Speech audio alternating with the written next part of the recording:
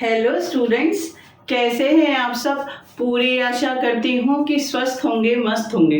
आज इस वीडियो में हम क्या करने वाले हैं, क्लास 9th का सिविक्स का चैप्टर इलेक्टोरल पॉलिटिक्स। इस चैप्टर को हम एक ही वीडियो में कंप्लीट कर लेंगे। बहुत आसान चैप्टर है, एग्जाम पर्पज से तो आप इसे अच्छे से करेंगे। चैप्टर इसको समझने के बाद वीडियो को आपको कोई दिक्कत नहीं होगी। प्लस इसका इम्पोर्टेंट राजनीति से है। अगर एक बार आज आपने ये समझ लिया तो फिर आपको आपके देश की राजनीति समझ में आ जाएगी। भारत के अंदर इलेक्शन कैसे होते हैं, क्या देश में डेमोक्रेटिक इलेक्शन होते हैं या नॉन डेमोक्रेटिक इलेक्शन होते हैं, वो आपको समझ में आ जाएगा। इलेक्शन की क्यों ज़रूरत होती है, एमएलए कौन होते हैं, एमपीज कौन होते हैं। बच्चों को बहुत ज़्यादा कन्फ्यूजन रहता है, तो बहुत इंपॉर्टेंट है। जनरल वे में भी टॉपिक बहुत इंपॉर्टेंट है कि भारत में इलेक्शन कैसे होते हैं। ठीक है, करें आज की स्टार्ट क्लास। आज हमें क्या करना है, इलेक्टोरल पॉलिटिक्स चैप्टर करना है क्लास 9th का। और अभी हमारा जो आज पहला टॉपिक है वो है असेंबली इलेक्शन इन हरियाणा। जो हरियाणा में रहते हैं उनको और अच्छे से समझ में आ जाएगा। कहीं पर भी इलेक्शन होता है ना बेटा, तो हमें सबसे पहले क्या चीज ध्यान रखनी पड़ती है कि इलेक्शन में क्या क्या होता है। ऐसा तो नहीं है रात को सपना आया इलेक्शन कमीशन को और सुबह उसने इलेक्शन करा लिया, ऐसा तो नहीं होता ना। तो हमें यहाँ पर पहले चैप्टर में उन्होंने एक स्टोरी दे दी कि भाई हरियाणा में इलेक्शन हुआ। हम इस स्टोरी को समझ लेंगे तो हमारे अंदर क्यूरियोसिटी जनरेट हो जाएगी कि हरियाणा में इलेक्शन ऐसे हुआ तो पूरे भारत में इलेक्शन कैसे होता है, स्टेट के अंदर कैसे, जो अलग अलग स्टेट है उनमें इलेक्शन कैसे होता है। ठीक है, तो अभी आपको सबसे पहले समझना है हरियाणा। एक्चुअली क्या हुआ, इलेक्शन कमीशन ने 1987 में हरियाणा में इलेक्शन अनाउंस कर दिए। और जब इलेक्शन अनाउंस कर देता है इलेक्शन कमिश्नर, तो उसके बाद क्या होता है बेटा, जो जितनी भी पॉलिटिकल पार्टीज हैं, इंडिपेंडेंट कैंडिडेट हैं और पॉलिटिकल पार्टीज हैं, those want to participate in election and contest election, वो सब प्रचार करना शुरू कर देते हैं। ठीक है, तो हरियाणा में that time period Congress party सत्ता में थी ऑलरेडी। जब इलेक्शन अनाउंस हुए तो तब क्या हुआ, हरियाणा में कांग्रेस पार्टी हरियाणा में थी। ठीक है, जैसे अभी इलेक्शन 2024 में होने वाले हैं भारत में। ठीक है, लेकिन अभी गवर्नमेंट में कौन है, बीजेपी। अब इलेक्शन के बाद माइट भी बीजेपी हो, कांग्रेस या जो भी हो, जनता जिसे सपोर्ट करेगी। ठीक है, तो 1987 में हरियाणा में इलेक्शन होने वाले थे। दैट टाइम पीरियड हरियाणा में गवर्नमेंट किसकी थी, कांग्रेस की। तो एक नई पार्टी लोकदल, ठीक है, वो उसने नारा लगाया न्याय युद्ध। ठीक है, उन्होंने एक नारा लगाया और बोला कि हमें हरियाणा में से जो कांग्रेस पार्टी है, ये करप्ट पार्टी, इसको हटाना है। और जनता से प्रॉमिस करा कि अगर लोकदल ये पार्टी जीती और जनता ने इसको सपोर्ट करा, मेजॉरिटी से जिताया, तो ये पार्टी जब गवर्नमेंट में आएगी इलेक्शन के बाद, तो फिर वो स्मॉल बिजनेसमैन और किसानों के लोन को वेव कर देगी, माफ कर देगी। भाई लोग फैसिनेट हो गए, अट्रैक्ट हो गए इस प्रॉमिस से। ठीक है, तो इलेक्शन में देवीलाल हैं लोकदल के नेता, देवीलाल, उन्होंने प्रॉमिस किया, आपके सामने क्या प्रॉमिस करा। अब ऐसा कोई प्रॉमिस कर दे तो लोग तो बढ़ चढ़ कर पार्टिसिपेट करेंगे, हाँ भी इसको वोट दे दो, हमारा लोन माफ हो जाएगा। इलेक्शन 1987 में हुए और जीता कौन, लोकदल पार्टी को। हरियाणा में ना टोटल स्टेट लेजिस्लेटिव असेंबली की 90 सीटें हैं एमएलए के लिए। ठीक है, तो 90 में से 76 सीटें लोकदल और इसके साथ जो कोलेशन बना रखा था पार्टियों ने, उसने जीत ली। और खाली लोकदल ने 60 सीटें ले ली, यानी अगर दूसरी पार्टी का सपोर्ट भी हटा दें तो फिर भी जो लोकदल पार्टी है देवीलाल की, वो जीत चुकी थी। तो देवीलाल को क्या बने, चीफ मिनिस्टर हरियाणा के।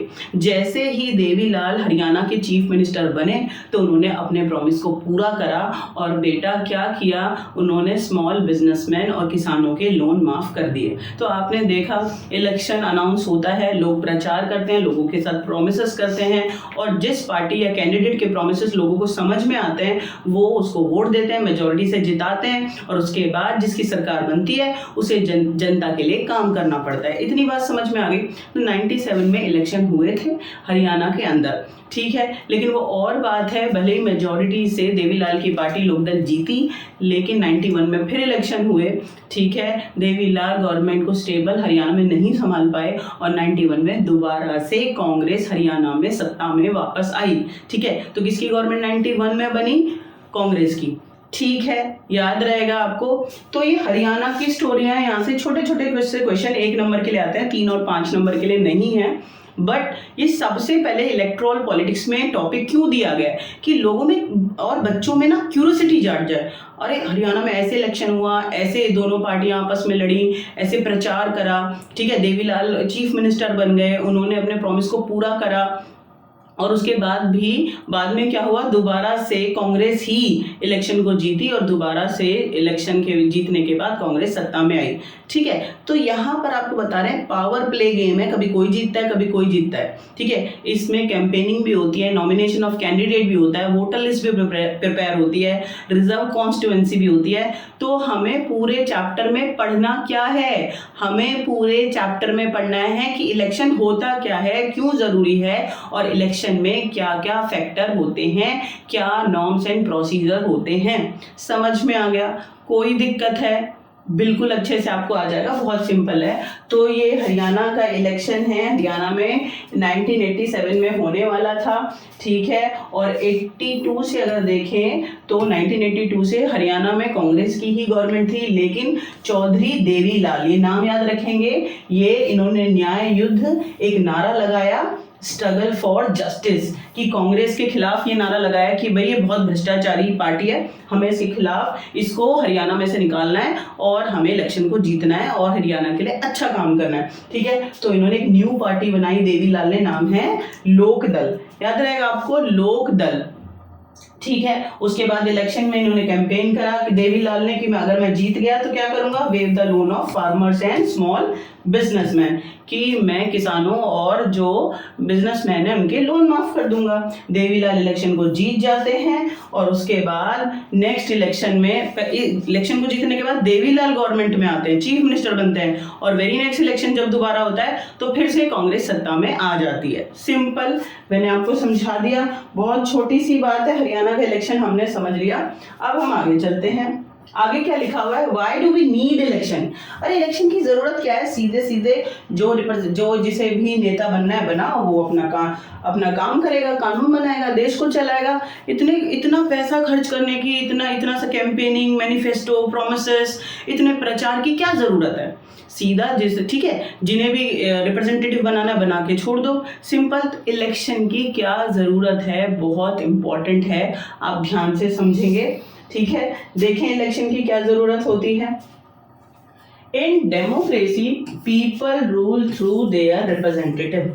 आपको पता है you live in a democratic country, आप एक डेमोक्रेटिक कंट्री में हैं जहां पर लोगों का शासन है, और आप क्या करते हैं, रिप्रेजेंटेटिव के थ्रू, रिप्रेजेंटेटिव को आपने चुना, एमएलए को, एमपी को आपने चुना ना, तो उनके through indirectly you rule your country, आप अपने देश पर शासन कर रहे हैं या नहीं कर रहे हैं। पर इतनी सी बात है, इलेक्शन कराना जरूरी है। आप अपनी इच्छा से, विवेक से किसी को चुनते हैं और वो आपके बिहाफ पर देश को चलाता है, कानून बनाता है आपकी डिजायर के हिसाब से। समझ में आ गया? तो इलेक्शन कराना जरूरी है। दूसरा, election are conducted for people to choose their representative.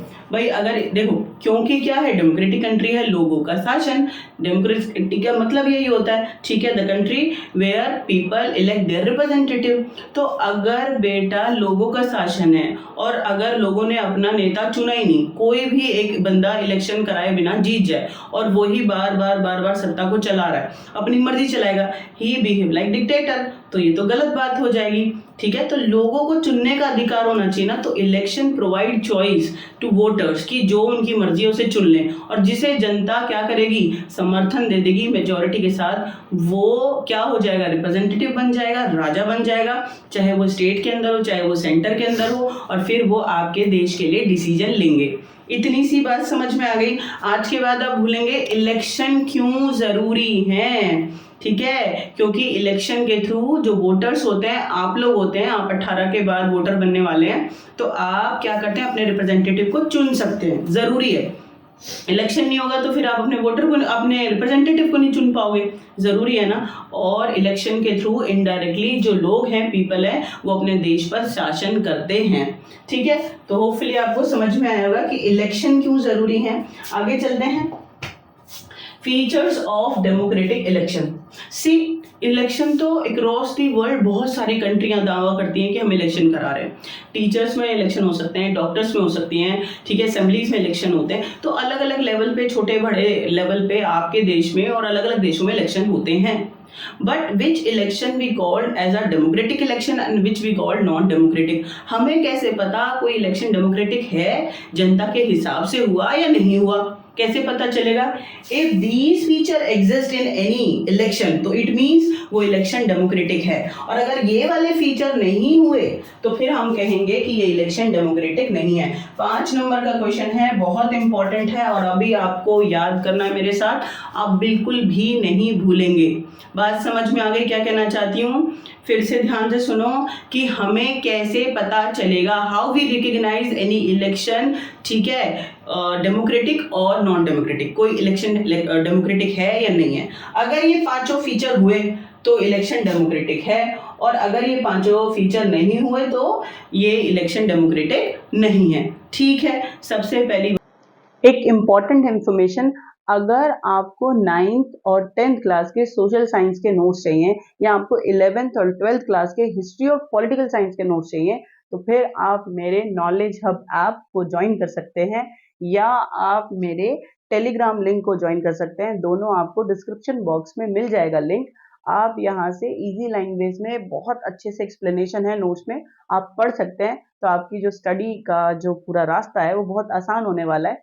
आप वीडियोस को देखते रहो, नोट्स को पढ़ते रहो और खुश रहो, और आपका एग्जाम अपने आप बहुत अच्छा होने वाला है। ठीक है, बात होती है in election everyone have chance to right to vote and every vote have equal value, यानी हर एडल्ट को जब इलेक्शन हो तो फिर वोट देने का अधिकार होना चाहिए और हर वोट की वैल्यू बराबर होनी चाहिए, चाहे वो प्रधानमंत्री का वोट हो, चाहे वो एक रिक्शा पुलर का वोट हो।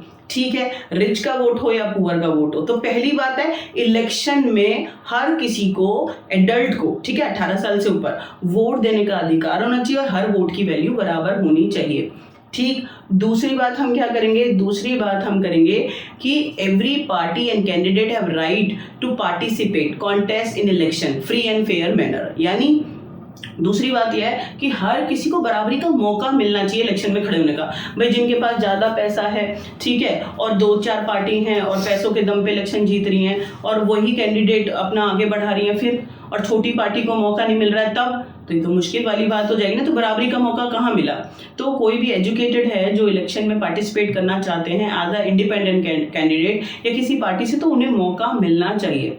ठीक है, तो दूसरी बात क्या है कि every candidate and political party have equal chance to contest election, सभी को इलेक्शन में खड़े होने का बराबरी का मौका मिलना चाहिए। इतनी बात समझ में आ गई। अब बराबरी का मौका मिलना चाहिए, नहीं कि बच्चे भी कहे हम इलेक्शन में पार्टिसिपेट करेंगे। एक क्राइटेरिया होता है, if you are eligible and cross that criteria, like कि आप 25 साल के होने चाहिए, मैं 25 साल की हूँ, ठीक है, आप में जो क्राइटेरिया होना चाहिए अगर वो आपने क्रॉस कर लिया तो मैं इलेक्शन में पार्टिसिपेट कर सकती हूँ। या तो किसी पार्टी से टिकट ले लूँ प्लस, या अगर कोई पार्टी मुझे टिकट नहीं दे रही, मैं एजुकेटेड हूँ, मैं पढ़ी लिखी हूँ और मैं 25 साल की भी हूँ, तो फिर मैं सिंपल नॉमिनेशन फॉर्म भरूंगी, इंडिपेंडेंट कैंडिडेट, किसी पार्टी से नहीं, इंडिविजुअल लड़ूंगी। बात समझ में आ गई? तो फिर हर किसी को इलेक्शन में लड़ने का बराबर का मौका मिलना चाहिए। तीसरी बात, इलेक्शन शुड बी हेल्ड, ठीक है, after interval, after few year. भाई एक बार इलेक्शन हुआ और उसके बाद इलेक्शन कमीशन हो गया, सारे नेता चुन लिए, अब नेता तो चौड़ जाएंगे कि भैया इलेक्शन दोबारा होना ही नहीं है, दे बिहेव लाइक डिक्टेटर, जो उनकी मर्जी आएगी वो करेंगी। तो इलेक्शन बार बार कराना क्यों जरूरी है? That is up to country की 3 साल में कराए, 4 साल में, 6 साल में, एक क्राइटेरिया कॉन्स्टिट्यूशन में लिख दो, जैसे हमारे देश में 5 साल में होता है। ठीक है, तो हमें ये डिसाइड करना होता है, क्यों? ये उन पे प्रेशर बना के रखेगा कि भैया अगर हमने 5 साल अच्छे से काम नहीं करा तो after very next election we lose election, हम इलेक्शन को हार जाएंगे। समझ में आ गया? तो election after interval, after few year बार बार होने चाहिए, बार बार होने चाहिए, यानी एक बार कराया और खत्म हो गया। ठीक है, चौथी बात, election must be conduct free and fair manner, it means election free from corruption, election free from corruption. Election कराया, हर 5 साल में करा लिया, सबको वोटिंग राइट भी दे दिया, जिसको इलेक्शन में खड़ा होना है सबको चांस भी दे दिया, और बाद में पैसे के दम पे, ताकत के दम पर लोगों को डरा कर, ब्राइब और थ्रेटन के थ्रू वोट ले लिया, फिर वो इलेक्शन क्या डेमोक्रेटिक हुआ? उसमें तो करप्शन से जीते, तो फिर बराबरी का मौका कहाँ से मिला? तो इलेक्शन डेमोक्रेटिक तब होगा जब इलेक्शन फ्री फ्रॉम करप्शन। आया या नहीं आया, बिल्कुल आ जाना चाहिए। And election must provide choice, voter को चॉइस मिलनी चाहिए। ठीक है, एक पार्टी या दो पार्टी खड़ी हो गई और हर बार जब वोटर के पास चॉइस ही नहीं है, मजबूरी में उन्हें ही वोट देना पड़ेगा। ठीक है, दो ना दो उन्हें ही जीतना है, तो फिर क्या फायदा। तो इलेक्शन में वोटर के पास बहुत बड़ी एक चॉइस होनी चाहिए, वैरायटी होना चाहिए, वो सबको जज कर सके पार्टीज को कि जो उसको प्रोमिसेस अच्छे लगे, फैसिनेट करें, वो उन्हीं को वोट दें। बात समझ आई या नहीं आई? तो प्लीज आपके पास वोटर के पास चॉइस होनी चाहिए, वोटिंग राइट होना चाहिए, वोटिंग राइट की वैल्यू बराबर होनी चाहिए, इलेक्शन करप्शन से फ्री होना चाहिए।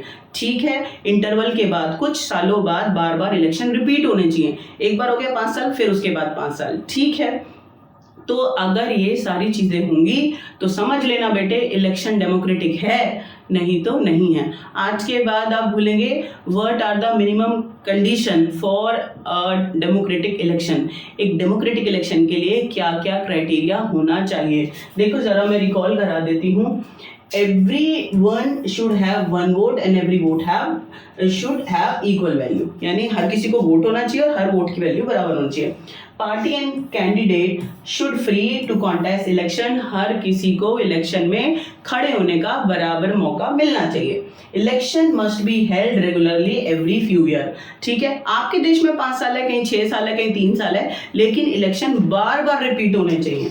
The candidate preferred by people should get elected, people जिसे चाहते हैं ना वही जीते। ऐसा नहीं है कि पीपल चाहते हैं कि बीजेपी का कैंडिडेट जीते और बाद उन्होंने वोट उसे दिया और बाद में कांग्रेस का जीत दिया, नहीं। पीपल जिसे प्रेफर करते हैं, जिसे पसंद करते हैं, वही चुना जाए एज अ रिप्रेजेंटेटिव देश को चलाने के लिए। Election should be conducted in a free and fair manner, और इलेक्शन करप्शन से फ्री होने चाहिए, बिना पैसों के, बिना ताकत के लड़ना चाहिए कि जिसमें एलिजिबिलिटी है, जनता जिसे पसंद करती है वो जीते। आई बात समझ में? तो ये क्राइटेरिया है डेमोक्रेसी का, these are the feature of democratic election, और इस तरीके से एक इलेक्शन डेमोक्रेटिक हो सकता है। अगर इसमें से कोई भी पॉइंट मिस हुआ, करप्शन हो गया, लोगों को वोटिंग राइट बराबर नहीं है, ठीक है, या इलेक्शन सिर्फ एक बार हुआ, दोबारा हुआ ही नहीं, तो फिर समझ लेना वो इलेक्शन डेमोक्रेटिक नहीं था। ठीक है, आई बात आपको समझ में बिल्कुल आ गई होगी, कोई दिक्कत वाली बात नहीं है। आगे चलते हैं, क्या लिखा हुआ है, एडवांटेज ऑफ इलेक्शन और डिसएडवांटेज ऑफ इलेक्शन। अब मैं आपको बताऊंगी कि जब हम इलेक्शन कराते हैं बेटा तो उसके कुछ एडवांटेज होते हैं और कुछ डिसएडवांटेज। देखो, दिस इज यूनिवर्सल ट्रुथ, आज ये बात सीख के जाओ। आप लाइफ में कुछ भी कर लेना, आप डॉक्टर बनो, आप इंजीनियर बनो, आप क्लास में मस्ती कर रहे थे, आप क्लास में सीरियस थे, ठीक है, आप चल रहे हैं, आप हंस रहे हैं, आप बोल रहे हैं, वट एवर यू डू, आपने कुछ देखा, आपने कुछ खाया, हर चीज़ का यूनिवर्सल ट्रुथ है कि अच्छाई और बुराई दोनों होती है। जैसे कि भगवान कुछ कहते हैं और कुछ नहीं, ठीक है, तो हर चीज़ बैलेंस है, ठीक है, कि होगी भी और नहीं भी। तो नेगेटिव और पॉजिटिव वो और बात है कि देखते हैं कि पॉजिटिव ज़्यादा है नेगेटिव ज़्यादा, उससे डिसाइड करते हैं वो चीज़ गलत है या सही। ठीक है भाई, अब मैं आपको बुराई बताऊंगी इलेक्शन की। इलेक्शन ना में कुछ बुराई होती है, तो क्या इलेक्शन फिर बंद करा देने चाहिए? नहीं, उसमें अच्छाई भी तो होती है ना। तो अब मैं आपके सामने रखूंगी कि जब इलेक्शन कराते हैं, जब जो पॉलिटिकल पार्टीज होती हैं वो आपस में भिड़ती हैं इलेक्शन में जीतने के लिए, तो फिर बेटा उसमें कुछ बुराई होती है और कुछ अच्छाई होती है। देखें क्या होता है, जरा ध्यान से समझना। Now let's talk about disadvantage of political competition. यानी पॉलिटिकल कंपटीशन का मतलब क्या होता है, जब जो पॉलिटिकल पार्टीज होती हैं आपस में भिड़ती हैं। देखो, इलेक्शन में leaders often level allegation against one another. सबसे बड़ी बीमारी पता है क्या है? जैसे ही इलेक्शन होगा, डिफरेंट पार्टी स्टैंड और कॉन्टेस्ट इन इलेक्शन, इलेक्शन में लड़ने के लिए खड़ी होंगी तो होंगी। अरे अपना संभाल लो, अपने लिए प्रॉमिस कर लो, अपने लिए वोट मांग लो, लेकिन वो नहीं करना, दूसरे पे एलिगेशन लगाना है। बीजेपी कांग्रेस पे लगाएगी, कांग्रेस बीजेपी पे लगाएगी। तो ये सबसे नेगेटिव पॉइंट है इलेक्शन में कि हर पार्टी दूसरी पार्टी पे एलिगेशन लगाती है, आरोप लगाती है, ठीक है, तो बहुत ज्यादा हो जाता है। दूसरा, parties and candidate often use dirty tricks to win election. जो पॉलिटिकल पार्टीज है ना and candidate, everyone just want to win election. ठीक है, this is the main agenda of every political party and candidate. No one think about welfare of people. ठीक है, वो भी एक मेन मुद्दा है इलेक्शन के लिए, लेकिन मेन लोगों को लगता है कि बस हमें इलेक्शन जीतना है. तो that is why they use dirty trick. Dirty trick माने गंदे तरीके अपनाते हैं, पैसे के दम पे वोट जीतेंगे, डरा के वोट लेंगे, लेकिन जीतने से मतलब है. ठीक है, बात समझ में आई आपको? ये भी बुराई है. This pressure to win election fights does not allow sensible long-term policy to be formulated. भाई जब पॉलिटिकल पार्टीज आपस में कंपटीशन करती रहेंगी, एक दूसरे पे आरोप लगाती रहेंगी, डर्टी ट्रिक्स यूज करेंगी जीतने के लिए, तो फिर बेटा वो भारत के लिए या किसी भी देश की पॉलिटिकल पार्टी अपने देश के लोगों के लिए सेंसिबल लॉन्ग टर्म अच्छी पॉलिसी नहीं बना सकती. कोई भी पार्टी जब 5 साल से दूसरी पार्टी को गिराने की सोचे, ठीक है, और सिर्फ प्रचार का सोचे, जीतने का ही दिमाग रहे, डर्टी ट्रिक्स यूज करे, तो फिर जनता के लिए कब टाइम मिलेगा भला उसके लिए पॉलिसी अच्छी वो नहीं बना पाएंगे. ये भी डिसएडवांटेज है. ये सबसे बड़ा डिसएडवांटेज है. Some good people who may wish to serve the country do not enter this arena. It means कुछ लोग बहुत पढ़े लिखे होते हैं, समझदार होते हैं, हाईली एजुकेटेड, देश को भली भांति चला सकते हैं, उनमें ज़्यादा ताकत होती है, बट वो इस सारे ड्रामे को देख के ना कि डर्टी ट्रिक्स यूज़ करते हैं, पॉलिटिक्स में बहुत गंदा माहौल हो गया है, पैसे के दम पे जीत रहे हैं, तो फिर बेटा जो एजुकेटेड लोग हैं, सेंसिबल लोग हैं, जो देश को चला सकते थे, वो पीछे हट जाते हैं. ठीक है, they separate they self from election कि भैया हमें इलेक्शन. आपने किसी भी, ठीक है, जो हाईली प्रोफाइल जो इंजीनियर्स हैं, डॉक्टर्स हैं, उन्हें इलेक्शन लड़ते हुए देखा है? Everyone want to become a good bureaucrat. IAS बनना चाहते हैं, आईपीएस बनना चाहते हैं, डॉक्टर, रिसर्चर, टीचर्स, लेकिन क्या किसी बच्चे को कहते हुए सुना है या माँ बाप को कि भविष्य में हमारा बेटा पॉलिटिशियन बनेगा? कोई राजा नहीं बनना चाहता. ठीक है, वो मैं आपसे आगे बात करूंगी, क्योंकि इलेक्शन का एक नॉर्मल प्रोसीजर क्या हो गया? कंपटीशन, कि एक दूसरे बस जीतने से मतलब है, भ्रष्टाचार है, करप्शन है, कहीं ना कहीं ये सारे लूप होल हैं. तो जो एजुकेटेड लोग हैं इससे दूर हट जाते हैं. तो ये भी बहुत गलत बात है, जबकि एजुकेटेड लोगों को आगे आना चाहिए, रिप्रेजेंटेटिव बनना चाहिए. ठीक है, तो डर्टी ट्रिक्स यूज होती हैं, एक दूसरे के ऊपर एलिगेशन लगाते हैं, अच्छी सेंसिबल पॉलिसीज नहीं बन पाती हैं, और जो अच्छे लोग हैं, पढ़े लिखे लोग हैं, देश को चलाने में सक्षम हैं, वो पीछे हट जाते हैं कि नहीं, जॉब ठीक है, अपना बिजनेस ठीक है, हम इस पॉलिटिक्स में नहीं जाएंगे. तो these all are disadvantage of elections और कंपटीशन. पॉलिटिकल पार्टीज में जो कंपटीशन होता है ना, उसकी वजह से सारे नेगेटिव पॉइंट पैदा होते हैं. आज के बाद मैं पूरी आशा करती हूँ कि आप नहीं भूलेंगे. ठीक है, आगे चलते हैं. अब आपको थोड़ा बुरा लगा होगा कि मैडम आपने तो इतनी सारी बुराई रख दी पॉलिटिकल कंपटीशन की, तो कराना क्यों है? लेकिन मैंने आपको बोला कि यूनिवर्सल ट्रूथ होता है, हर चीज़ की एडवांटेज भी होती हैं और डिसएडवांटेज भी होती है. Now let's talk about political competition advantage. यानी बेटा जब आपके देश में इलेक्शन होता है और कैंडिडेट और पॉलिटिकल पार्टीज आपस में भिड़ते हैं, लड़ाई करते हैं, तो उस टाइम पर ध्यान से सुनना, क्या फायदा होता है, क्या बेनिफिट होता है? बिल्कुल होता है. देखें क्या होता है. If there is no competition, election become pointless. तो एक बात बताओ, अगर इलेक्शन में सिर्फ एक ही पार्टी खड़ी हो तो पॉइंटलेस हो जाएगा. जब तक कंपटीशन होता है ना, जेलिसी होती है और अच्छा करें. जैसे एग्जाम्स में होता है ना बच्चों में कि एक क्लास में 35 बच्चे हैं, तो आपस में उन्हें कंपटीशन जरूरी है, वो जेलिसी आपको निखार देगी, आप और अच्छा काम करने के लिए मजबूर हो जाएंगे. जब कंपटीशन ही नहीं होगा, एक ही बच्चा है क्लास में पेपर देने के लिए, अब वो कैसा भी कर ले फर्स्ट उसे ही आना है. ठीक है, तो फिर ऐसे फर्स्ट आने का क्या फायदा? उस इलेक्शन को तो उस एग्जाम का तो कोई मतलब हुआ नहीं. तो same as it is without political competition election become pointless. तो इलेक्शन में कंपटीशन जरूरी है. आगे चलें. Regular electoral competition provide incentives to political parties and leaders. ठीक है, यानी जब लगातार इलेक्शन में कंपटीशन होता है, अलग अलग पॉलिटिकल पार्टीज खड़ी होती हैं, तो इसकी वजह से क्या होता है, सारे जो पॉलिटिकल लीडर्स हैं, कैंडिडेट हैं, पार्टी हैं, वो सेंसिटिव हो जाती हैं, समझदार हो जाती हैं कि हाँ कि भाई कंपटीशन है, हमें क्या करना है, we work according to desire और aspirations of people in our country, otherwise we lose very next election, नहीं तो हम हार जाएंगे. समझ में आया क्या कहना चाहती हूँ? बहुत सिंपल सा लिखा हुआ है. It makes the political parties accountable to the people. जो ये पॉलिटिकल कंपटीशन है, एक इलेक्शन हुआ, 50 पार्टी इलेक्शन में खड़ी हो गई। अब इससे क्या होता है, हर पार्टी को बहुत दौड़ दौड़ कर काम करना होता है जनता के हिसाब से, उनकी इच्छाओं के हिसाब से, क्योंकि उन्हें पता है कि इलेक्शन में जनता जनार्दन है, accountable by people, leaders were accountable by people, यानी जनता काम को जांचने वाली है। आई बात समझ में? तो इस वजह से क्या होगा, इलेक्शन में कंपटीशन जरूरी है।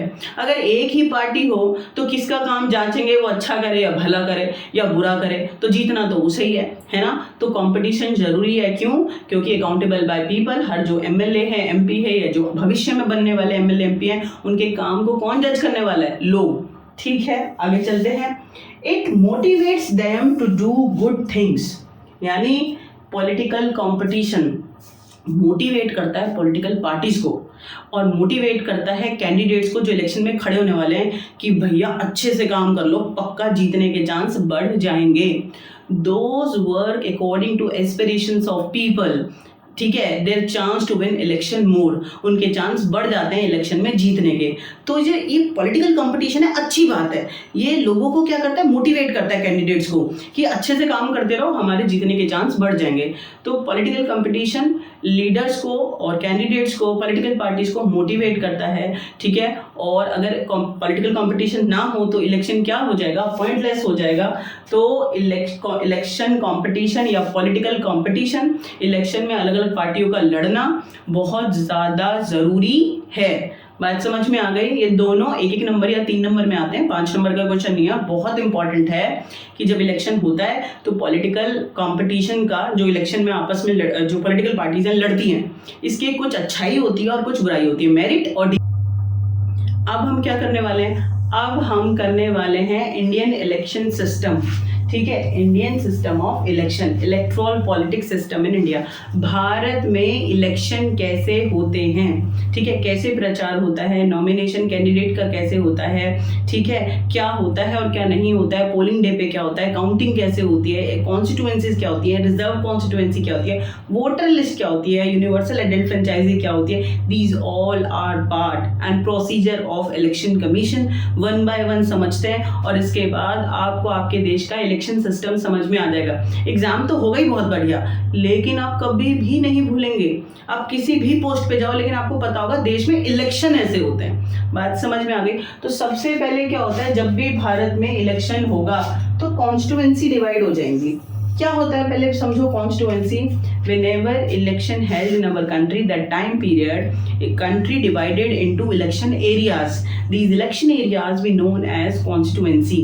ठीक है, अब गुजरात में ही सिर्फ इलेक्शन हो तो हरियाणा का बंदा गुजरात इलेक्शन देने चला जाएगा, वोट देने कहेगा छोड़ो, वहां कौन जाएगा, ठीक है। तो अलग अलग पूरे भारत में क्या करते हैं, इलेक्शन एरियाज डिवाइड कर देते हैं कि फरीदाबाद में होगा, हुडल में होगा, पलवल में होगा, दिल्ली में होगा, कहाँ कहाँ पे होगा, ठीक है। आपको पता है कि अगर लोकसभा के लिए इलेक्शन होना है तो 543 सीट्स पे होना है, जबकि 545 सीट्स होती हैं, ठीक है। लेकिन जो 2 सीट्स होती हैं वो एंग्लो इंडियन चुने जाते हैं, प्रेसिडेंट उनको चुनते हैं। तो इलेक्शन होता है 543 सीटों पर। तो याद रखना, during the Lok Sabha election country divided into 543 seats, अलग अलग कि कहाँ कहाँ इलेक्शन होने वाले हैं। बात समझ में आ गया?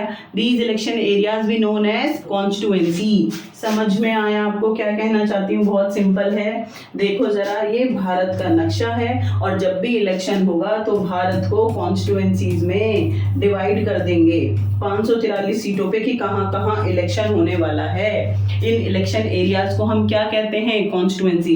तो जब भी इलेक्शन होगा तो सबसे पहले क्या प्रोसीजर होगा, पहले इलेक्शन कमीशन को कंट्री को इलेक्शन एरियाज में, कॉन्स्टिट्यूएंसीज में डिवाइड करना पड़ेगा।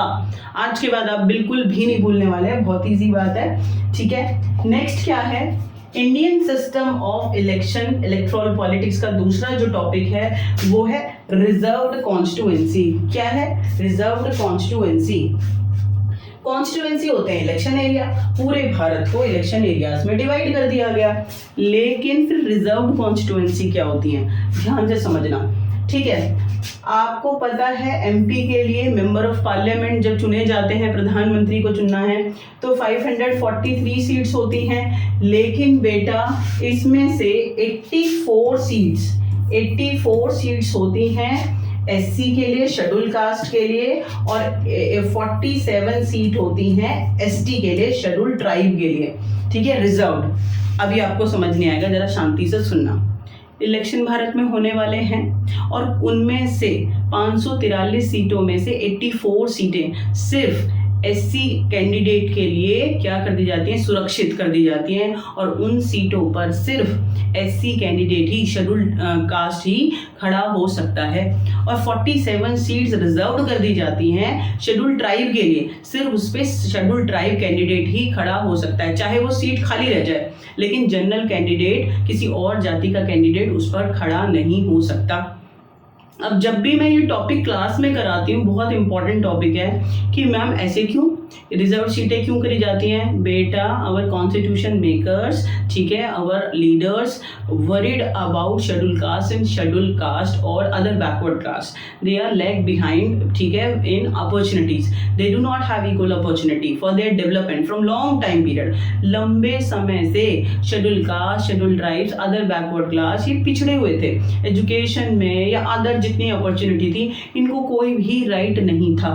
तो इन्हें आगे लाने के लिए रेस में, बेटा ध्यान से समझो, इतना पीछे हैं, इतना शेड्यूल कास्ट, शेड्यूल टाइप और जनरल कैटेगरी के लोग इतना आगे हैं, तो इतने पीछे से कोई रेस में शुरू करे, इतने पीछे से तो हारेगा ही।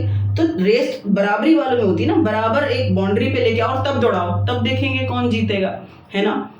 तो रिजर्वेशन बहुत इंपॉर्टेंट है। वो और बात है, फॉर पॉलिटिकल एजेंडा लीडर्स को गलत तरीके से यूज कर रहे हैं, ठीक है, वो अलग बात है, हम बाद में डिस्कस करेंगे। लेकिन फिलहाल आपको समझना चाहिए कि रिजर्व कॉन्स्टिट्यूएंसी एक अहम भाग है इलेक्शन में। जब भी भारत में इलेक्शन होंगे तो कुछ सीटें किसके लिए, शेड्यूल कास्ट, शेड्यूल ट्राइब और अदर बैकवर्ड क्लास के लिए रिजर्व हो जाएंगी। उन सीटों पर जो सीट सिर्फ SC कैंडिडेट के लिए रिजर्व हुई, उस पर सिर्फ SC कैंडिडेट, शेड्यूल कास्ट ही खड़ा हो सकता है इलेक्शन में, और जो सीट इलेक्शन में शेड्यूल ट्राइब के लिए रिजर्व हुई, उस पर से शेड्यूल ट्राइब ही इलेक्शन में लड़ सकता है, नहीं तो वो सीट खाली रह जाएगी, लेकिन उस पर जनरल कैटेगरी का कैंडिडेट नहीं खड़ा हो सकता। अब आपको एक मजे की बात बता सकती हूँ, सुनो ध्यान से, कि अगर देखो एक सीट है और वो SC के लिए है तो सिर्फ SC कैंडिडेट खड़ा होगा, लेकिन जो जनरल की सीट होती है उस पे ST और SC कोई भी खड़ा हो सकता है, ठीक है। तो यहाँ पर थोड़ा सा लगता है कि भाई उनका सही है, अपनी सीटों पे रिजर्व पे भी वही खड़े होंगे और जनरल वाली पे भी खड़े हो सकते हैं, तो यहाँ पर थोड़ा सा लगता है। लेकिन आपको ये बात अच्छे से समझनी पड़ेगी कि इसका इंपॉर्टेंस है, सोच समझ कर डिसीजन लिया गया है। तो जब भी भारत में इलेक्शन होंगे तो क्या होगा, रिजर्व कॉन्स्टिट्यूएंसी। आपको ये मैप में दिखाई दे रहा होगा। टोटल सीटें लोकसभा के इलेक्शन में 543, जबकि 545 होती है, मैं समझा चुकी हूँ। 2 सीटें पे इलेक्शन नहीं होता, एंग्लो इंडियन डायरेक्टली चुने जाते हैं, प्रेसिडेंट चुनते हैं। उसके बाद कौन है, जनरल सीटों पर 412 सीटें हैं, रिजर्व्ड SC के लिए कितनी है 84 और ST के लिए कितनी है 47। क्या ये रिजर्वेशन औरतों के लिए है, क्या ये रिजर्वेशन अदर बैकवर्ड क्लास के लिए है? ठीक है, तो हम कह रहे हैं कि सेंटर लेवल पे तो नहीं है, लेकिन हाँ लोकल बॉडीज में है, म्युनिसिपल कॉर्पोरेशन में और म्युनिसिपैलिटीज में और पंचायत सिस्टम में। आपको पता है जब भी भारत में लोकल लेवल के इलेक्शन होंगे, अर्बन एरिया में या रूरल एरिया में, म्युनिसिपल कॉर्पोरेशन के लिए या फिर पंचायती राज सिस्टम के लिए, तो आपको पता है 1/3 सीट्स रिजर्व फॉर वुमेन, तब औरतों को रिजर्वेशन मिलता है, अदर बैकवर्ड क्लास को भी रिजर्वेशन मिलता है इंक्लूडिंग ST SC। तो आपको समझ में आया कि अगर मैं सेंट्रल गवर्नमेंट की बात करूं, लोकसभा की सीटों की बात करूं जब इलेक्शन होते हैं, तो फिर बेटा जो ST SC हैं उन्हें रिजर्वेशन मिलता है, फिक्स क्राइटेरिया है कि कितनी सीटें मिलने वाली हैं, ठीक है। और लोकल गवर्नमेंट के जब इलेक्शन होते हैं, पंचायती राज के या फिर म्युनिसिपल कॉर्पोरेशन के, म्युनिसिपैलिटी के, तब भी रिजर्वेशन होता है, लेकिन तब औरतों को मिलता है 1/3 रिजर्वेशन, ठीक है। ये मैं आपको पहले भी करा चुकी हूँ, बहुत सिंपल सा टॉपिक है। इलेक्शन होगा तो रिजर्व कॉन्स्टिट्यूएंसी होगी, यानी शेड्यूल कास्ट और शेड्यूल ट्राइब के लिए रिजर्वेशन होगा। आगे चलते हैं।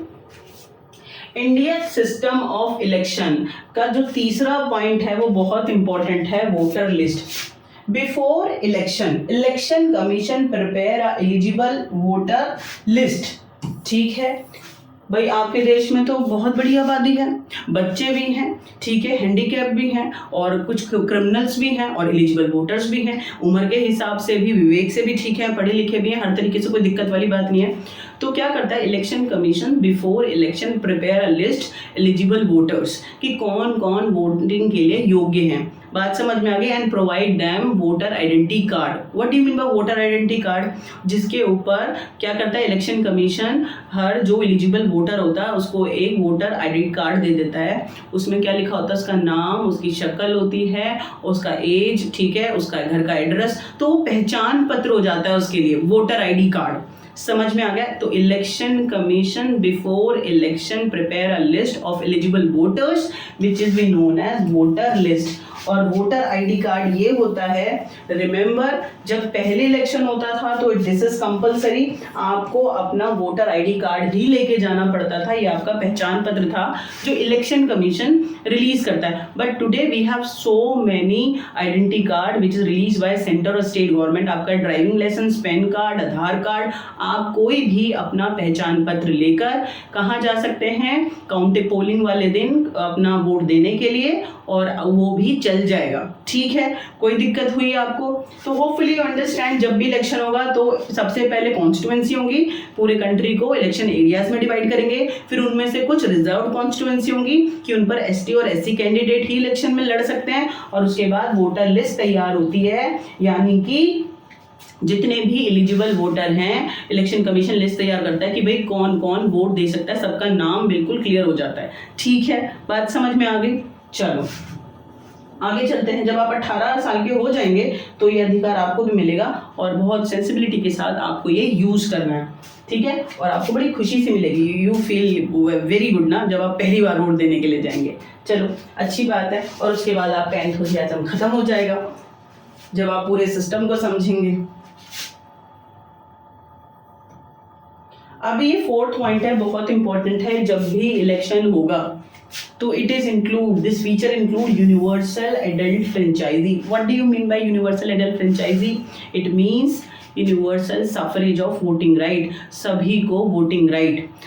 Every adult above 18 year, this is the criterion in our country, those, ठीक है, क्रॉस 18 ईयर एज। जब आप 18 साल के हो जाएंगे, ठीक है, it doesn't matter your gender, caste, religion, आप किस धर्म के हैं, आप किस जाति के हैं, ठीक है, 18 साल के बाद आपको वोटिंग राइट होगा and every vote have equal value. This is universal adult franchise. हर देश के अंदर ऐसा नहीं होता, ठीक है, तो कहीं पर सिर्फ औरतों को नहीं देते हैं वोटिंग राइट, आदमियों को दे देते हैं, कहीं में सिर्फ जो इनके पास प्रॉपर्टी होती है उनको दे देते हैं। आपने फ्रेंच रेवोल्यूशन में ये बात को पढ़ा था। ठीक है, तो फिलहाल हमें समझना है जब भारत में इलेक्शन होते हैं और डेमोक्रेटिक इलेक्शन कराने हैं तो यूनिवर्सल एडल्ट फ्रेंचाइजी होती है। हर एडल्ट को जो 18 साल से ऊपर है उसको वोटिंग राइट होता है।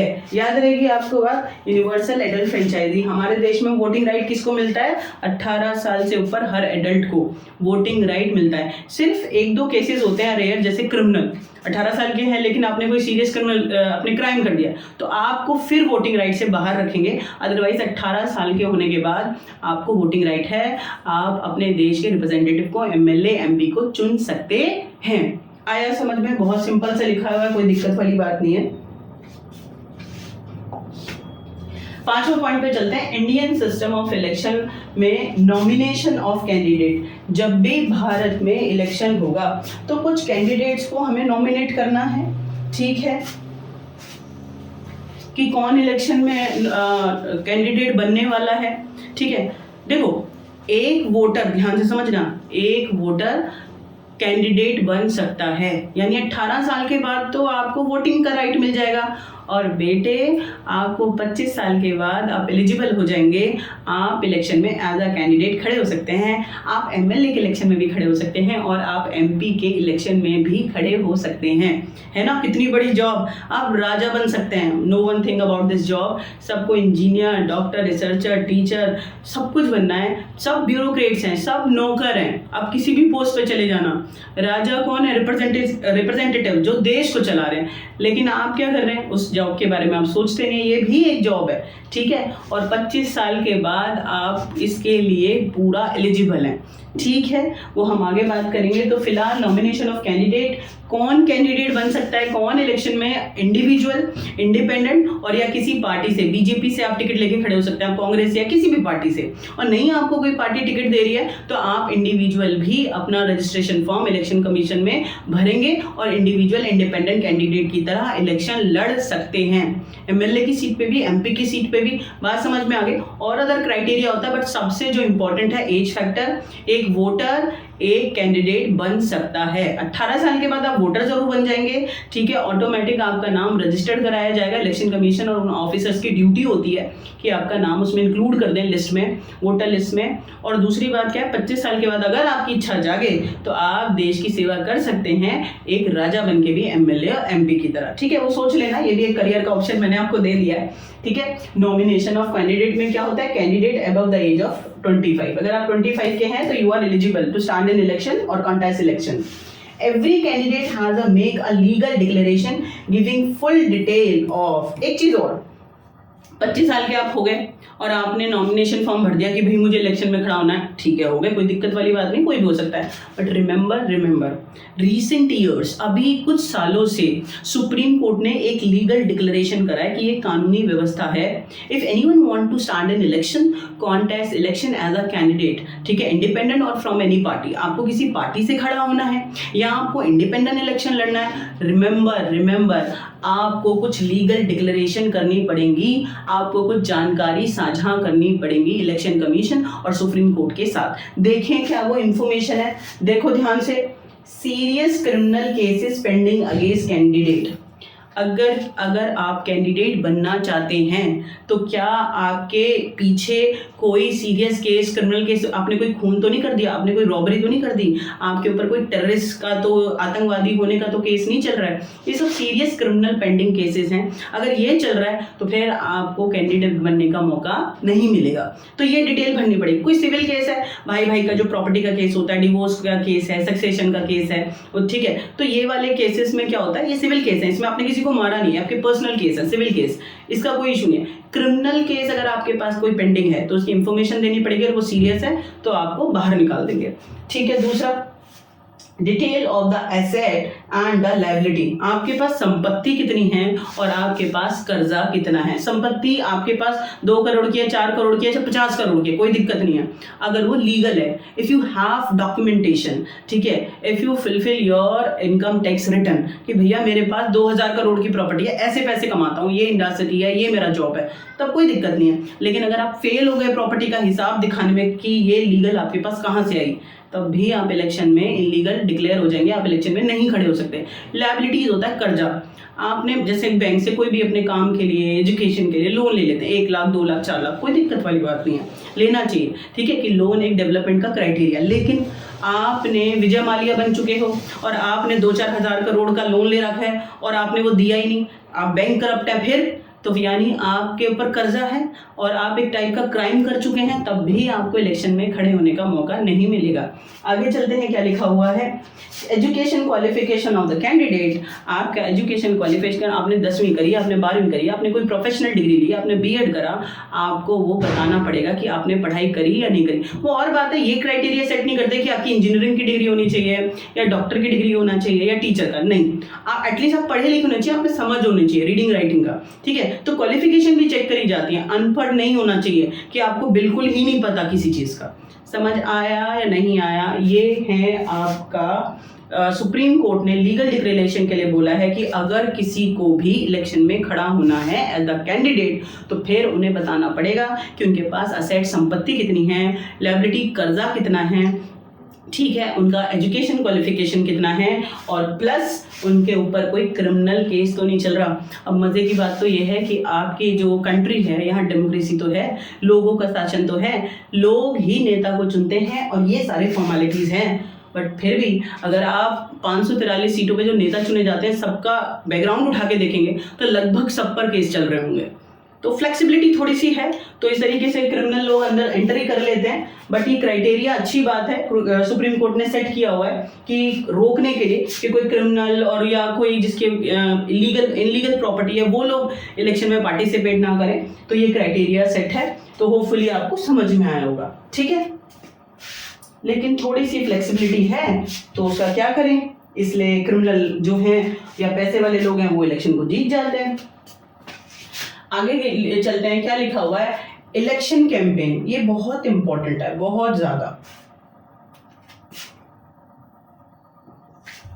अब आप ये समझो, इलेक्शन में सबसे पहले इलेक्शन कमीशन ने कॉन्स्टिट्यूएंसी डिवाइड कर दी, यानी इलेक्शन एरियाज, कि भाई यहाँ इलेक्शन होने वाला है, 543 सीटों पे हुआ, और सीटें रिजर्व कर दी, 84 सीटें कर दी एससी के लिए और 47 सीटें कर दी एसटी के लिए। चलो, वोटर लिस्ट भी प्रिपेयर कर दी, और नॉमिनेशन ऑफ कैंडिडेट भी हो गया कि भाई आप कौन कौन कैंडिडेट, नाम अपना बता दिया कि कौन कौन इलेक्शन लड़ने वाले हैं, अपना लीगल डिक्लेरेशन कर दिया किस पे कितनी प्रॉपर्टी है, कोई क्रिमिनल केसेस तो नहीं है। चलो ठीक है, यहाँ तक तो बात सबको समझ में आ गई होगी।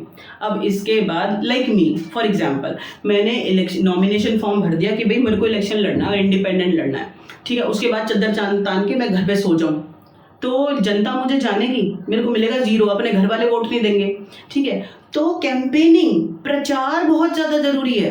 अब इस बात को ध्यान से सुनो, one of the biggest factor during the election में प्रचार जरूरी है। घर घर जाके स्पीच के थ्रू, मीडिया के थ्रू, पैम्फलेट के थ्रू, मैनिफेस्टो के थ्रू, वॉलपेपर्स के थ्रू, ठीक है, फेसबुक, आजकल तो सोशल मीडिया इतना एक्टिव है, इंस्टाग्राम पे डालो, कहीं भी आपको जनता से जुड़ना पड़ेगा कि भाई मैं अगर सत्ता में आया, आपने मुझे चुना, तो ये चेंजेस करूंगा, मैं आपका ऐसे ही भला करूंगा, आपको जनता से जुड़ना पड़ेगा। तो कैंपेनिंग बहुत जरूरी है, प्रचार, ठीक है। इलेक्शन कमीशन क्या करता है, इलेक्शन कमीशन, ये देखो प्रचार में आपको दिख रहा होगा, नेताजी इतनी सारी भीड़ में अपनी गाड़ी लेके घूम रहे हैं, है ना, और प्रचार कर रहे हैं। तो कैंपेनिंग बहुत इंपॉर्टेंट है, और election commission give equal opportunity to all independent and party candidate, यानी हर किसी को इलेक्शन कमीशन चाहे कितने भी कैंडिडेट, सबको बराबरी के 2 हफ्ते दे देता है कि भाई मैं आपको 2 हफ्ते दे रहा हूँ, आप प्रचार करो खुल के, अपनी पार्टी का, अपने बारे में बताओ कि आप क्या हैं, क्या लोगों को करना चाहते हैं, कैसे उनका डेवलपमेंट करना चाहते हैं, अपने पॉलिसी बताओ, ठीक है, अपनी पार्टी के बारे में बताओ। तो लोग जमकर 2 हफ्ते का टाइम, बराबरी का मौका सबको मिलता है, याद रहेगा आपको। तो सोशल मीडिया है, न्यूज़पेपर है, टेलीविजन है, रेडियो है, ठीक है, ये सारे क्या है, फैक्टर है, मैनिफेस्टो है। These are the factor used by different political parties and candidate to campaigning about their self, जीतने के लिए, जनता को अट्रैक्ट करने के लिए, वोट को इकट्ठा करने के लिए। समझ में आ गया? तो इलेक्शन कैंपेनिंग आपको समझ में आई। अब मैं आपके सामने रखूंगी, जब इलेक्शन कैंपेनिंग होती है ना, घर घर तो नेता जाते हैं, लेकिन कुछ स्लोगन बोलते हैं ना, हमारा नेता कैसा हो, फलाना, जिसका भी नाम डाला होता है वो बता देता है कि विजय जैसा हो, है ना। तो जैसे आजकल जो हमारी बीजेपी पार्टी, उसने बोला बेटी पढ़ाओ और बेटी बचाओ, तो ये इतना फेमस डायलॉग हो गया ना, एक एक लड़की, जो एक एक नारी है भारत में, उसके दिमाग में घुस गया कि हम पढ़ेंगे, हम बढ़ेंगे, हम आगे बढ़ेंगे। तो ये तो बहुत अच्छी बात हो गई, है ना। तो ये ऐसे जो कुछ नारे लगा देते हैं पार्टी, वो फेमस हो जाते हैं, हिस्टोरिकल हो जाते हैं, जनता उनसे फैसिनेट हो जाती है। तो भारत में अलग अलग टाइम पे अलग अलग पार्टीज ने बहुत ही हिस्टोरिकल नारे, स्लोगन दिए हैं, वो मैं आपके सामने कर बताऊंगी। इंदिरा गांधी 1971 इलेक्शन, लोकसभा के लिए उन्होंने बोला गरीबी हटाओ, गरीबी हटाओ, रिमूव पॉवर्टी। आप देखो, गरीबी हटाओ का नारा लगाया, 1971 में लगाया, और इंदिरा गांधी ने लगाया, ठीक है, याद रहेगा। अलग अलग से एक एक नंबर में पूछ लेते हैं कि किसने कौन सा नारा लगाया, कब लगाया। अच्छा, दूसरा नारा लगाया बेटा, आप देखो, दूसरा नारा है सेव डेमोक्रेसी, दूसरा नारा है सेव डेमोक्रेसी, 1977 में लगा लोकसभा के इलेक्शन में, और जनता दल ने लगाया ये, ठीक है, और जयप्रकाश नारायण। ध्यान से समझो, पहला जो हिस्टोरिकल नारा है गरीबी हटाओ, ये तो सबको याद रहेगा, 1971 में इंदिरा गांधी ने लगाया और वो जीती भी, ठीक है। तो ये बहुत ही फेमस नारा है। उसके बाद जनता दल के लीडर हैं जयप्रकाश नारायण, उन्होंने जो नारा लगाया हुआ था सेव डेमोक्रेसी, 1977, ये इंदिरा गांधी और कांग्रेस के खिलाफ लगाया, याद रहेगा आपको।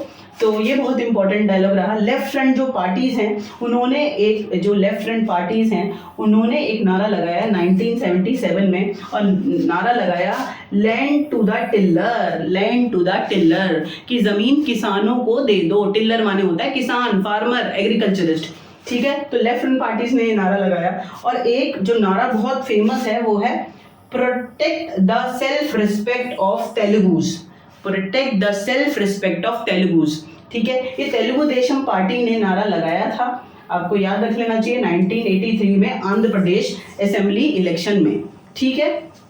तो गरीबी हटाओ है, सेव डेमोक्रेसी है, लैंड टू टिलर्स है और protect self respect of Telugus. These all are famous slogan used by different political parties for fascinate people, attract people to collect vote from people and win election. Election को जीतने के लिए अलग अलग party ने अलग अलग नारे लगाए. मुझे नहीं लगता कि आज के बाद आप भूलेंगे कि इलेक्शन कैंपेनिंग ज़रूरी है.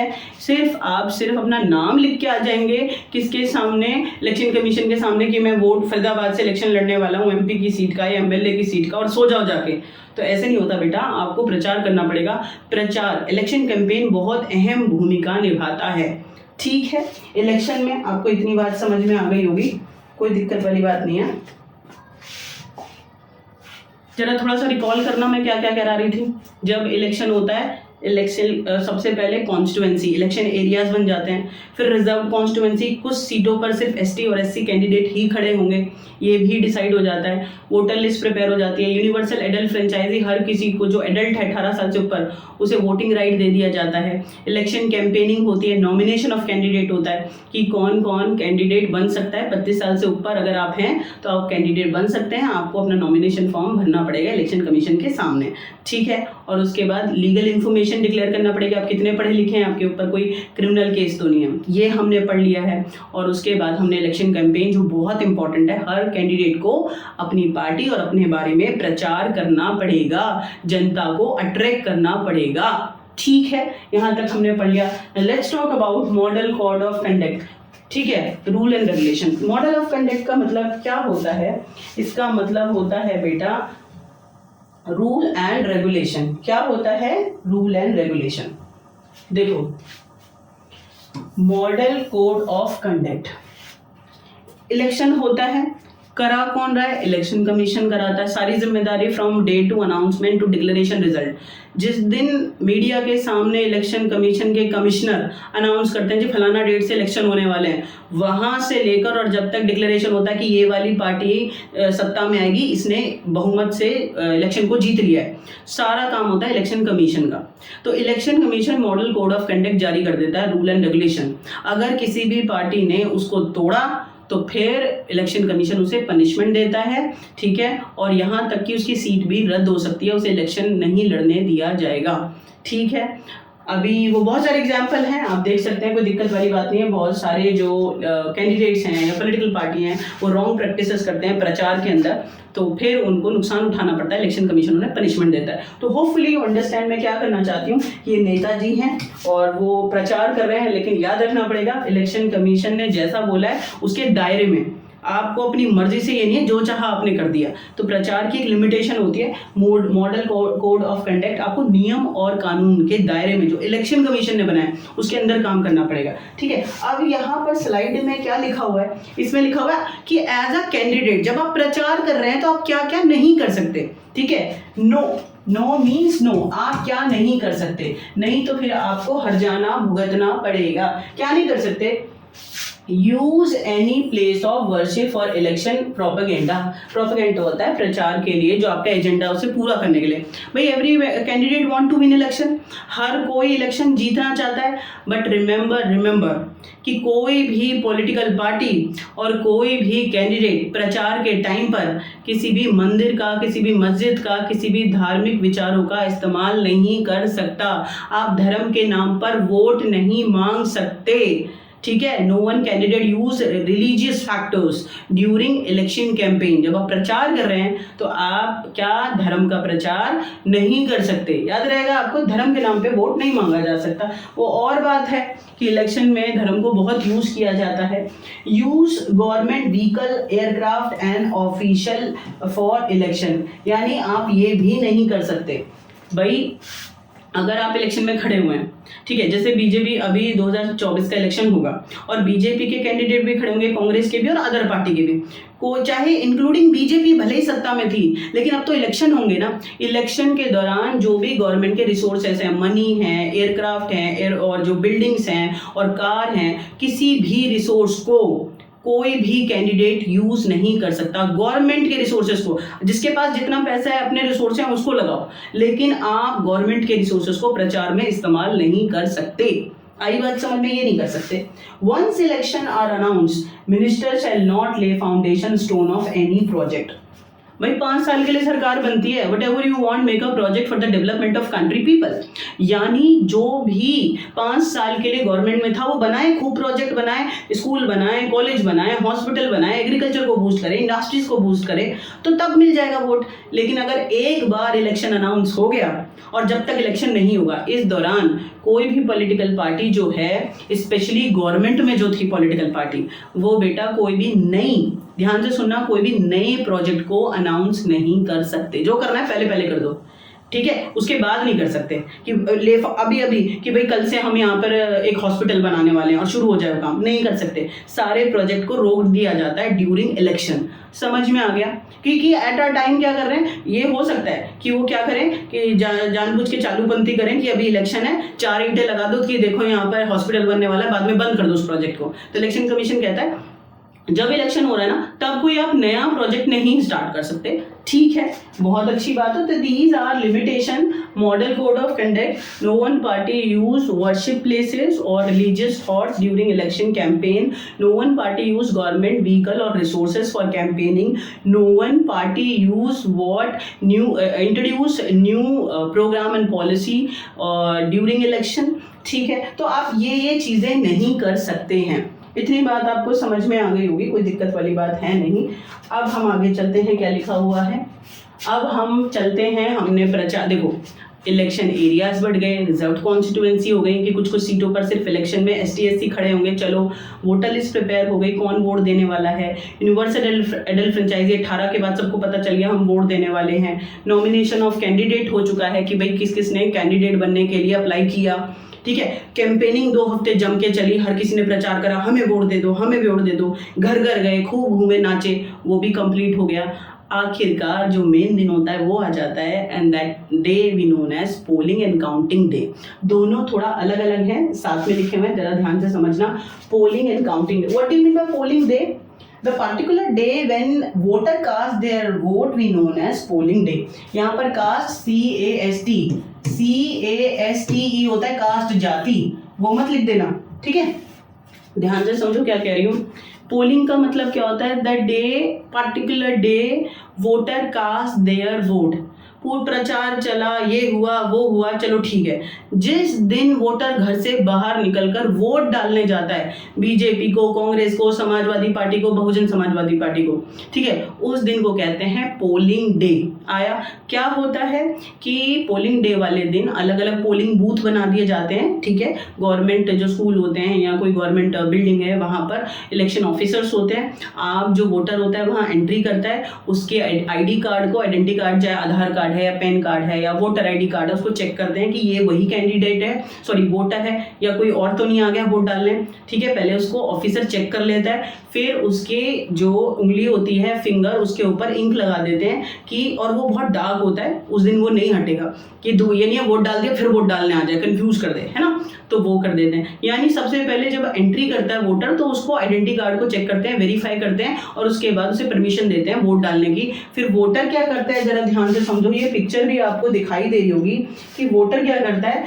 एक ऐसा ना इलेक्ट्रॉनिक मशीन होती है, EVM, इलेक्ट्रॉनिक वोटिंग मशीन, है ना, इसमें जाके हर पार्टी के सिंबल होते हैं, जो उसे पसंद होता है वो उसको क्लिक कर देता है और वोट उसका काउंट हो जाता है। सिंपल सी बात है। पोलिंग आपको समझ में आई? तो दिस इज द वे कि जितने भी लोग हैं अपना एज अ वोटर अपना वोट को कास्ट करके डाल के आते हैं। बट याद रखना है, जब भारत में पहली बार इलेक्शन हुए और हमारे देश के जो पहले इलेक्शन कमिश्नर थे Sukumar Sen, that time period voting machines नहीं थे, तब होते थे बैलेट पेपर। क्या होता था? Ballot paper. याद रहेगा आपको क्या कह रही हूँ, बैलेट पेपर। बैलेट पेपर क्या होता है? तब तो वोटिंग मशीन नहीं थे, तो आप इलेक्ट्रॉनिक वे से तो अपना नहीं डाल सकते थे वोट। तो एक ना अच्छे से बड़ा पेपर होता है, इलेक्शन कमीशन रिलीज करता था, उसके ऊपर सारी पॉलिटिकल पार्टीज के नाम और सिंबल होते थे। ठीक है, तो जो भी वोटर जाता था वोट डालने के लिए पोलिंग बूथ में, तो वो जो स्टैंप होता है वो उसके ऊपर लगा देता था पेपर पे कि भाई मुझे बीजेपी पसंद है, तो बीजेपी के जो साइन है उसके ऊपर स्टैंप लगाया, उसको ना रोल किया और बैलेट बॉक्स के अंदर डाल दिया, और बाद में वो सारे पेपर्स को काउंट करते थे इलेक्शन ऑफिसर्स की भाई किसको कितने वोट मिले। तो पहले बैलेट पेपर यूज होता था, समझ में आ गया। और आज इलेक्शन में वोटिंग के लिए क्या यूज होता है, electronic voting machine, electronic voting machine, समझ में आ गया। तो ये तो हुआ पोलिंग। अब पोलिंग के बाद काउंटिंग क्या होता है, देखो ईवीएम अलग अलग, गुजरात, बंगाल, ठीक है, मध्य प्रदेश, छत्तीसगढ़, दिल्ली, हर जगह पर 543 सीटों पे इलेक्शन होने थे। एक दिन में नहीं हुए, 2 4 10 दिन, 15 20 दिन, महीना लग जाता है, किसी कहीं पे हो रहा है कहीं हो रहा है। तो फिर सारी ईवीएम्स को वोटिंग होने के बाद टाइटली पैक कर देते हैं, सील कर देते हैं, ठीक है, and all are put in a secure place, सबको एक सिक्योर प्लेस पे रख दिया जाता है। एंड अनाउंस काउंटिंग डे, जिस दिन काउंट होने वाला होता है, इलेक्शन कमीशन अनाउंस कर देता है कि फलाना दिन हम सारे वोट्स को काउंट करेंगे। उस दिन उन सारी ईवीएम मशीन को ओपन किया जाता है, सारे वोट को काउंट किया जाता है, और फाइनली इलेक्शन कमीशन जब सारी काउंटिंग पूरी हो जाती है तो अनाउंस करता है किस पार्टी को मेजॉरिटी से वोट मिले हैं और कौन सी पार्टी वेरी नेक्स्ट गवर्नमेंट बनाने वाली है। बात समझ में आई, क्या कहना चाहती हूँ, very very simple. Polling that day, voter cast their vote, counting when election officer count all the EVM machine votes कि किसको कितने मिले, और बाद में वो अनाउंस कर देते हैं कौन सी पार्टी जीती। तो यहाँ पर हमारा टॉपिक बिल्कुल अच्छे से खत्म हो गया कि भारत में इलेक्शन कैसे होते हैं, कैसे होते हैं। याद करो, पहले कॉन्स्टिट्यूएंसी बनती हैं, उसके बाद रिजर्व कॉन्स्टिट्यूएंसी, उसके बाद voter list, nomination of candidate, declaration of legal property और केसेस, क्रिमिनल केसेस, और उसके universal adult franchise, election campaigning, ठीक है, पोलिंग एंड काउंटिंग, और फाइनली कोई एक पार्टी या तो मेजॉरिटी से जीत जाती है, कुछ पार्टी मिलकर कोलिशन गवर्नमेंट बनाती हैं। ठीक है, आपको देश का इलेक्शन प्रोसीजर समझ में आया, बिल्कुल आ जाना चाहिए, कोई दिक्कत वाली बात नहीं है। आगे चलते हैं, what makes election in India democratic, Bharat में इलेक्शन डेमोक्रेटिक कैसे बन जाएगा, ये पॉइंट बहुत ज़्यादा इंपॉर्टेंट है। देखो, इलेक्शन तो होते हैं भारत में या किसी भी कंट्री के अंदर, लेकिन भारत का जो इलेक्शन है वो डेमोक्रेटिक कैसे है, ठीक है, अगर होगा तो ये तीनों पॉइंट होना जरूरी है। सबसे पहले इंडिपेंडेंट इलेक्शन कमीशन, आज ये बात यहां से सीख कर जाओ, इंडिपेंडेंट इलेक्शन कमीशन। देखो, मैंने ये तो नहीं बोला सिर्फ इलेक्शन कमीशन, ठीक है, भारत में independent election, how can we say that Bharat में इंडिपेंडेंट इलेक्शन कमीशन है, पता है क्यों? क्योंकि एक बार इलेक्शन कमीशन के कमिश्नर को, चीफ को प्रेसिडेंट चुन तो लेता है, लेकिन उसके बाद वो इंडिपेंडेंटली काम करता है, उसके काम में एमएलए एमपी कोई भी दखल नहीं दे सकता। बात समझ आ गई, सिंपल सी बात है। इंडिपेंडेंट इलेक्शन कमीशन, आपको पता है आपके देश के अंदर, पूरे देश के अंदर, ठीक है, जितने भी प्राइवेट और गवर्नमेंट ऑर्गेनाइजेशन है, सिर्फ 2 ऑर्गेनाइजेशन है जो बिल्कुल इंडिपेंडेंटली काम करती है, एक कोर्ट, ठीक है, सुप्रीम कोर्ट, और दूसरा कौन करता है इंडिपेंडेंट काम, दूसरा करता है इलेक्शन कमीशन। देखो, अगर इलेक्शन कमीशन इंडिपेंडेंट नहीं होगा, एमएलए एमपी के दबाव में, प्रेसिडेंट के दबाव में, प्राइम मिनिस्टर के दबाव में काम करेगा, तो फिर वो जस्टिस कैसे कर पाएंगे? जो कैंडिडेट को गवर्नमेंट चाहेगी, एमएलए एमपी चाहेंगे, वही जीतेंगे, है ना। तो इलेक्शन पूरे फ्री और फेयर हो, जो एलिजिबल कैंडिडेट हो, जिन्हें जनता पसंद करती है, वही जीतें। इसीलिए इलेक्शन कमीशन को इंडिपेंडेंट अथॉरिटी दी जाती है। Election commissioner appoint by president, but once election commissioner appoint, he or she is not answerable for their work to president। एक बार प्रेसिडेंट ने अगर इंडिपेंडेंट इलेक्शन कमीशन के कमिश्नर को इंडिया में चुन लिया, तो फिर बेटा वो अपनी मर्जी से काम करता है, वो अपने काम के लिए किसको जवाब नहीं देगा, प्रेसिडेंट को, एमएलए को, एमपी को, किसी को नहीं देगा, अपनी मर्जी से काम करेगा। और एक और चीज़ कि वो अच्छे से अपना काम करे, उस पर कोई प्रेशर ना हो एमएलए एमपी का। इसके लिए बेटा क्या किया जाता है, इसके लिए ऑलमोस्ट विजुअली इम्पॉसिबल, ठीक है, election commissioner remove from there post, किसी भी इलेक्शन कमिश्नर को उसकी पोस्ट से निकाला ही नहीं जा सकता। मैं ये तो नहीं कह रही, बहुत टफ प्रोसीजर है, कॉन्स्टिट्यूशन में लिखा हुआ है इम्पीचमेंट मोशन, वो मैं आपको वर्किंग कॉन्स्टिट्यूशन चैप्टर में समझाऊंगी, ठीक है, वो अलग चीज़ है। यहाँ पर पहले आप समझो कि जो इलेक्शन कमीशन है वो इंडिपेंडेंट है, खुल के काम करता है, इसीलिए हमारे देश में अच्छे से इलेक्शन डेमोक्रेटिक वे में हो जाते हैं। ये बात समझ आ गई। दूसरा समझो, popular participation in election, popular participation in election, यानी लोग बढ़ चढ़कर पार्टिसिपेट करते हैं। पता है आपको, यूरोपियन कंट्रीज में लोगों में एंथुसियाज्म नहीं होता, जो पढ़े लिखे लोग होते हैं, पैसे वाले होते हैं, जाते ही नहीं है वोट देने के लिए। तो अगर आप वहां का वोटर टर्नआउट देखेंगे तो कम है, और इंडिया का वोटर टर्नआउट देखेंगे तो ज्यादा है। अब ये वोटर टर्नआउट क्या होता है वो समझो जरा प्लीज। वोटर, ठीक है, टर्न आउट,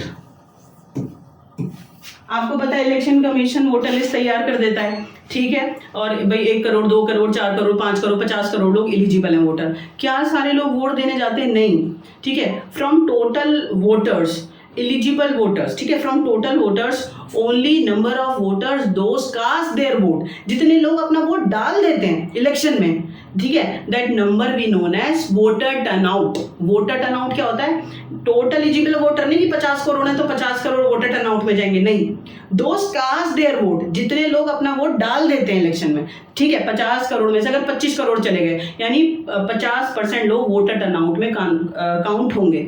और आपको मैं बता दूं भारत में पॉपुलर पार्टिसिपेशन है, लोग बढ़ चढ़कर पार्टिसिपेट करते हैं। Even poor people, backward people, ठीक है, they participate in election, they choose their candidate with enthusiasm because they all have expectation from their candidate कि they work according to their desire, कुछ अच्छा होगा। तो हमारी अपने इलेक्शंस के साथ बहुत ज़्यादा एक्सपेक्टेशंस हैं, ठीक है। तो पॉपुलर पार्टिसिपेशन, बढ़ चढ़कर हम पार्टिसिपेट कर रहे हैं, इंडिपेंडेंट इलेक्शन कमीशन है। तीसरा है acceptance of the outcome of election results bye everyone. आपको पता है बहुत सारी देश की कंट्रियों में क्या होता है बेटा, इलेक्शन तो होते हैं लेकिन जो बाकी पॉलिटिकल पार्टी होती है वो कंडेम कर देती है, नहीं नहीं भ्रष्टाचार हुआ, ये हुआ वो हुआ, इलेक्शन को पूरा सक्सेसफुल होने नहीं देते। लेकिन ये सबसे खूबसूरती हमारे देश में है, 750 से ज़्यादा पार्टियां इलेक्शन में पार्टिसिपेट करती हैं, रजिस्टर्ड है इलेक्शन कमीशन के सामने, और जो भी पार्टी कोलिशन के साथ दूसरी पार्टियों के साथ मिलकर या मेजोरिटी से इलेक्शन को जीतती है, बाकी पार्टी उसको एक्सेप्ट करती है रिजल्ट को, ठीक है। तो these are the points. Independent election commission है, पॉपुलर पार्टिसिपेशन, लोग बढ़ चढ़कर पार्टिसिपेट करते हैं, और जो हार जाते हैं, जो अपोजिशन में जाते हैं, हारे हुए कैंडिडेट और पार्टीज भी जो रिजल्ट आता है इलेक्शन कमीशन अनाउंस करता है, सब उसको रिस्पेक्ट करते हैं। That is why we strongly said that कि इंडिया में डेमोक्रेटिक इलेक्शन होते हैं। आया या नहीं आया? बिल्कुल आ गया होगा, कोई दिक्कत वाली बात नहीं है।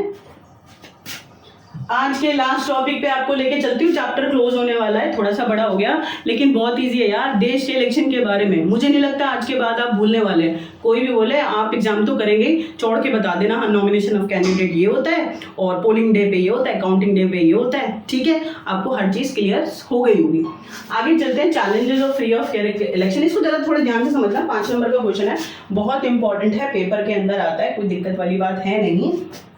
क्या लिखा हुआ है देखो, अनफेयर प्रैक्टिसेस हो जाती हैं भैया, इलेक्शन तो होता है, भारत में इलेक्शन होता है, हम एक डेमोक्रेटिक कंट्री में हैं, इलेक्शन कमीशन इलेक्शन को कंडक्ट कराता है और पूरी कोशिश करता है कि जो इलेक्शन है वो फ्री और फेयर मैनर में हो। बट बेटा होता क्या है, ध्यान से आप समझेंगे कि जो इलेक्शन होते हैं कोई कोई चैलेंज आ जाते हैं, कोई पैसे के दम पे इलेक्शन लड़ रहा है, कोई ना डरा के वोट ले रहा है, ठीक है, तो बहुत सारे छोटे छोटे से इश्यूज हैं, वो हमें पढ़ने हैं कि हमारे यहाँ पे तो डेमोक्रेटिक इलेक्शन है but what are the challenges to free and fair election in India. जब भारत में इलेक्शन होते हैं, चाहे स्टेट लेजिस्लेटिव इलेक्शन हो, एमएलए के लिए, चीफ मिनिस्टर के लिए, या सेंट्रल लेजिस्लेटिव इलेक्शन हो, लोकसभा के इलेक्शन हो, प्रधानमंत्री के लिए, एमपी के इलेक्शन, लेकिन बेटा इलेक्शन कराते हुए कुछ चैलेंजेस आ जाते हैं। क्या प्रॉब्लम आ जाते हैं, क्या ऑब्स्टेकल है, जरा देखना। Role of money and muscles power, खाओ पियो, ये तो आपको पता है, आप मूवीज में भी बहुत देखते हैं, आपने सुना भी होगा अपने घर में या बाहर पड़ोसियों को, टीचर्स को सुना होगा कि इलेक्शन में भ्रष्टाचार बहुत होता है, ठीक है। जो मेगा पार्टीज है, big party, they win election with the help of money and muscles power. या तो डराकर वोटर्स को जीता जाता है इलेक्शन को, या पैसे के दम पर इलेक्शन जीता जाता है। जो बड़े कैंडिडेट है, जिन पे ज्यादा पैसा है, वो पैसे से जीत जाते हैं इलेक्शन, ज्यादा पैसा प्रचार में लगा देते हैं। गलत या सही? गलत। तो ये इलेक्शन कमीशन के सामने चैलेंज है कि इसको कैसे रोकना है, ठीक है। दूसरा, डोमिनेशन बाय इन्फ्लुएंशियल फैमिलीज। कुछ ना जो फैमिलीज हैं उन्होंने तो ठेका ही ले लिया कि जो पॉलिटिक्स है वो उनकी जागीर है, ठीक है। मैं किसी पॉलिटिकल पार्टी का नाम नहीं ले रही, आप समझदार हैं, आप देख लेना उस बात को कि जो पॉलिटिकल पार्टीज है ना, they provide tickets to their family members and their friends, कि जो उनके वेरी क्लोज हैं कैंडिडेट के, पॉलिटिकल पार्टी के, बस वो अपने फैमिली मेंबर्स को, कि बेटा बहू पत्नी सारे के सारे फैमिली मेंबर्स, ठीक है, बड़े बड़े ओहदे पे पॉलिटिकल पार्टी में बैठे हुए हैं, और जो एजुकेटेड हैं, कैपेबल है, वो नीचे हैं, ठीक है, उनको चांस नहीं मिल रहा है। तो ये बहुत बड़ा प्रॉब्लम है इलेक्शन के टाइम पर कि जो बड़ी पार्टी हैं, जो बहुत सारे पार्टी हैं, वो क्या करते हैं, they just provide ticket to contest election their family members and their friends. जो उनके पार्टी के करीब लोग हैं, बस 2-4-50 लोग, उन्हीं में ही आपस में वो पावर डिस्ट्रीब्यूट करते हैं, टिकट डिस्ट्रीब्यूट करते हैं कि आप इलेक्शन में खड़े हो सकते हो। और जो एलिजिबल कैंडिडेट है, आप या हम, जब आप भविष्य में इंजीनियर डॉक्टर हो जाएंगे, अपनी समझ बढ़ेगी, आप देश को चला पाएंगे, पॉलिसी की समझ होगी, लेकिन आपको कोई नहीं खड़े होने देगा। या तो दम दिखाओ, इंडिपेंडेंट खड़े हो,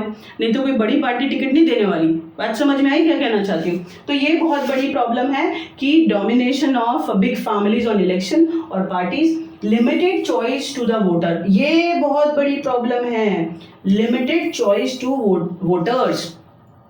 BJP, Congress, Samajwadi party, Bahujan Samajwadi, communist party, ये पार्टी, वो party, all are contest in election, all do same promises to the voters. Voter confuse, किसको वोट दें, किसी को भी दे दो, क्या फर्क पड़ता है, सब एक जैसे कह रहे हैं, गरीबी हटा देंगे, अनएम्प्लॉयमेंट हटा देंगे, ये कर देंगे, वो कर देंगे, सबके मैनिफेस्टो प्रोमिसेस एक, तो फिर किसी को भी जिता दो, क्या फर्क पड़ता है। अब वोटर के सामने तो चैलेंज आ गया ना, तो हर पॉलिटिकल पार्टी के जो आइडियोलॉजी होती है, एजेंडा होते हैं, अलग अलग होना चाहिए, बिल्कुल डिफरेंट क्लियर दिखाई देना चाहिए, तो वोटर कंफ्यूज ना हो, ठीक है।